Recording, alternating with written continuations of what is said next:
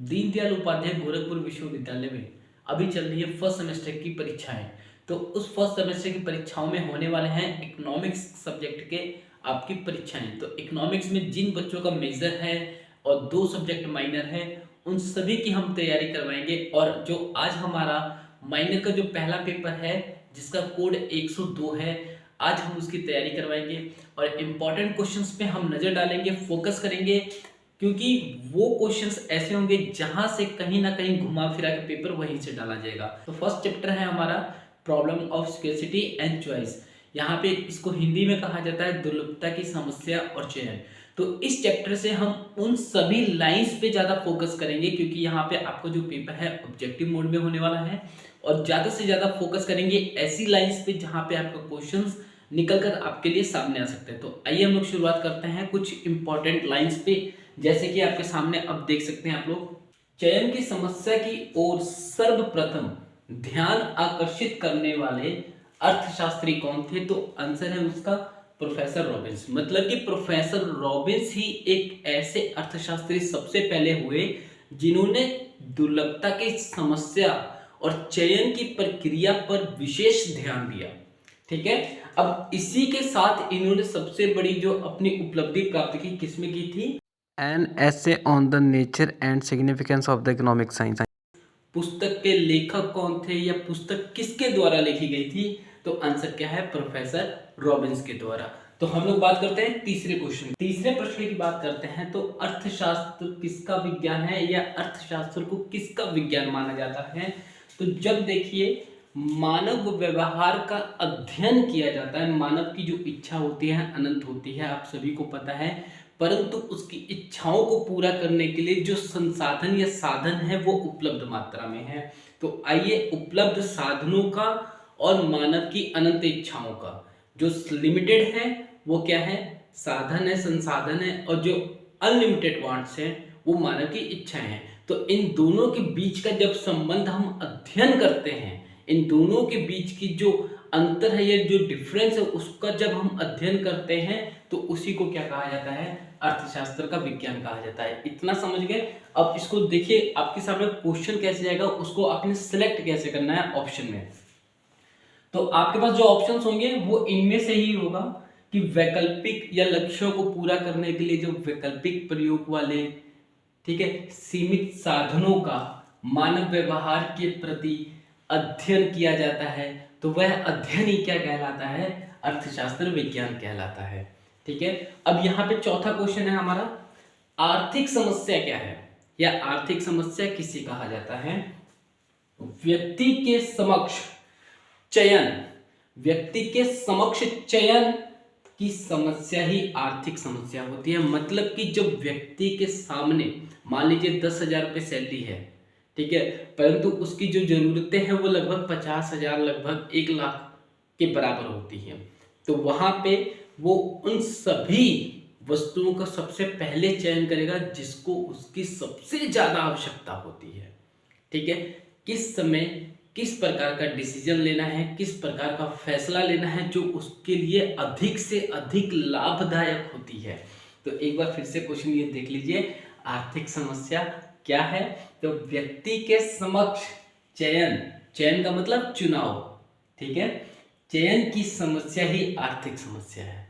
तो आइए हम लोग क्वेश्चन 5वें की बात करते हैं। चयन की समस्या क्यों उत्पन्न हो जाती है? जो सिलेक्शन है प्रोसेस, चुनाव की समस्या क्यों उत्पन्न हो जाती है? या आपको क्वेश्चन आ सकता है कि निम्नलिखित में से चयन की समस्या का चुनाव करें। तो चयन की समस्या किन किन कारणों से होती है? सबसे पहले उसके 5 पॉइंट है, अच्छे से देख लीजिए। इन्हीं 5 पॉइंट में से शायद आपको कोई पॉइंट सेलेक्ट करना पड़ जाए चयन की समस्या में। ठीक है, असीमित आवश्यकताएं होती हैं, आवश्यकताओं की तीव्रता में अंतर होता है, आवश्यकताओं की पूर्ति के सीमित साधन होते हैं, साधनों के वैकल्पिक प्रयोग होते हैं, और चुनाव या चयन की समस्या के कारण क्या होता है? चयन की समस्या उत्पन्न होती है। तो आइए इन 5 पॉइंट को अलग अलग करके एक एक करके इनको हम एक्सप्लेन करते हैं। असीमित आवश्यकताएं, आपको आ जाता है कि वह कौन सी आवश्यकता है जो असीमित होती है? निम्नलिखित में से चयन करें। असीमित का मतलब असीमित सीमित मतलब जिसकी कोई सीमा ना हो, मतलब कि अनलिमिटेड वांट्स, अनलिमिटेड जरूरतें, अनलिमिटेड डिमांड। ठीक है, जहां पर भी हमारे पास इच्छाओं को पूर्ति करने के बाद दूसरी इच्छा उत्पन्न हो जाती है। एक इच्छा पूरी होगी, दूसरी इच्छा फिर से आ गई, दूसरी पूरी होगी, फिर से तीसरी आ गई, तीसरी पूरी होगी, फिर से चौथी होगी। तो इस तरह एक के बाद हमारी एक इच्छाएं उत्पन्न होती रहती हैं, परंतु उन इच्छाओं को पूरा करने के लिए जो हमारे पास साधन होते हैं वो कहाँ कैसे होते हैं, सीमित होते हैं। बड़ा छोटा सा एग्जांपल देता हूं। घर में जो पेरेंट्स की सैलरी होती है, फादर की मदर की जो भी सैलरी आती है, मान लीजिए 10,000 रुपये आई, आपको एप्पल फोन लेना है। ठीक है, अब देखिए आपकी इच्छा बड़ी है और यहाँ पे जो सैलरी है, जो एक साधन है, वो क्या है, कम है। इच्छा अधिक है, सैलरी कम है, तो वहां पर क्या आता है आपके पास, चयन। चलो वेट कर लेते हैं, 3 महीने बाद, 4 महीने बाद, 5 महीने बाद ले लेंगे। ठीक है, तो इस तरह चयन की समस्या, शायद एप्पल की जगह आपको क्या है, एमआई से कम चलाना पड़ जाए, ऐसा होता है, विकल्प आ जाते हैं। सेकंड है आवश्यकताओं की तीव्रता में अंतर। देखिए डिफरेंस आ जाता है, डिफरेंस। ठीक है, आवश्यकताओं की तीव्रता में अंतर, तीव्रता मतलब तेजी, जो ज्यादा जरूरी है उसको आगे ले आओ, जो कम जरूरी है उसको पीछे ले आओ, मतलब कि क्रमवाचक। सीरियल में, ऑर्डरिंग नंबर में, सबसे पहले जो ज्यादा जरूरी है उसको आगे रखो, सबसे पहले ये काम करना है।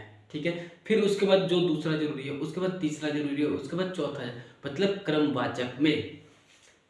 तीसरा है आवश्यकताओं की पूर्ति के सीमित साधन, मतलब कि जो उनको सप्लाई कर रही हैं हमारी जरूरतों को, मतलब कि हमारी जरूरतों के मुकाबले जो सप्लाई है, डिमांड के मुकाबले जो सप्लाई है वो कम है, डिमांड ज़्यादा है।